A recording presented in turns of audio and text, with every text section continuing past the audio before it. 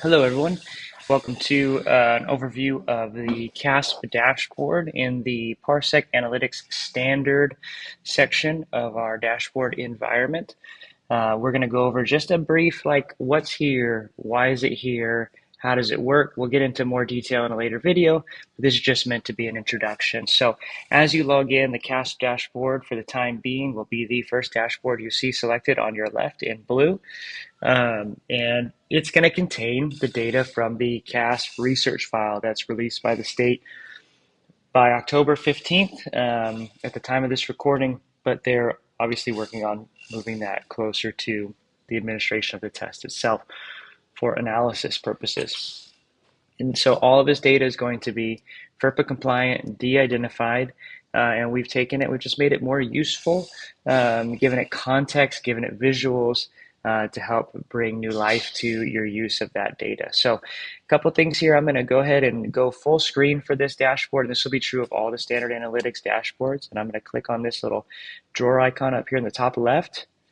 Awesome there. I'm going to move my head over here for the time being as well. And what you'll see is you start out at just a general overview. Now, this dashboard is intentionally built to only be used for the agency that you have selected.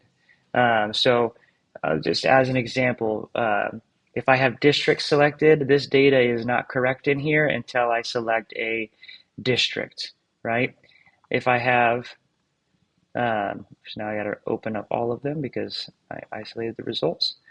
If you have county selected, this data is not valid until I select a county. If I have school selected, this data is not valid until I select a school.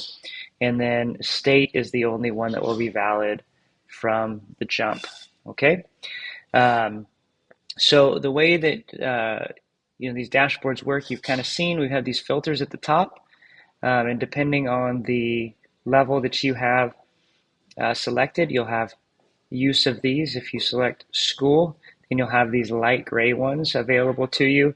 If you select county or district, then you'll have these ones available to you here. And of course, all of those allow you to use grade level. These sliders here work just like they sound. You can grab one of these dots and move it to fit your desired parameters, or you can click in and type your desired parameter in if you want to be more precise. Don't tab out of these, click out. If you tab out, it'll shift to the other side and mess up your work on the other side of that slider. In this dashboard, we have the ability to look by county, district, school.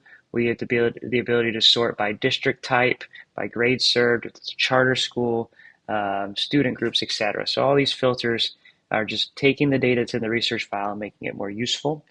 On the left-hand side, you'll see a variety of different views that we provided in this dashboard, starting from the overall results, moving down into a proficiency versus unduplicated pupil count.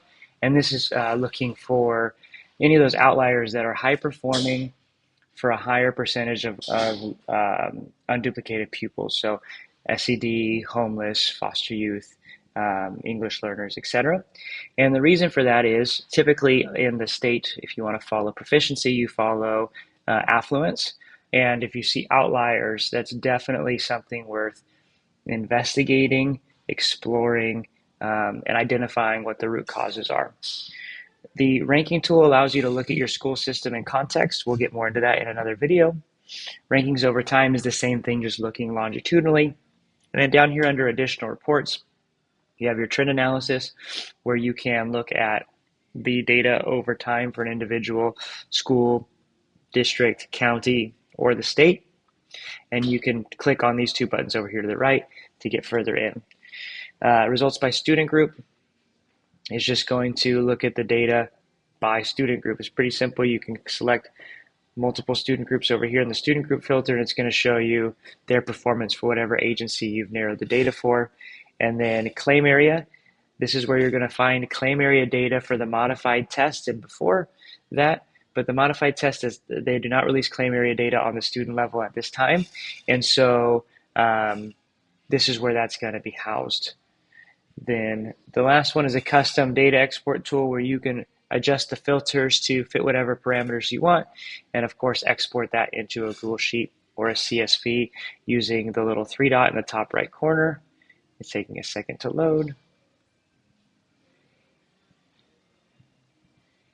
This one's taking a minute. Here you go. I think it's because it was loading data for every school in the state, for every student group available. That will take some time, but I can take that data, click there, and export that to a Google Sheet or a CSV to use in Excel. All right. Well, I hope you found this helpful on just a general overview. We're going to go into detail on how the dashboards work in the next video.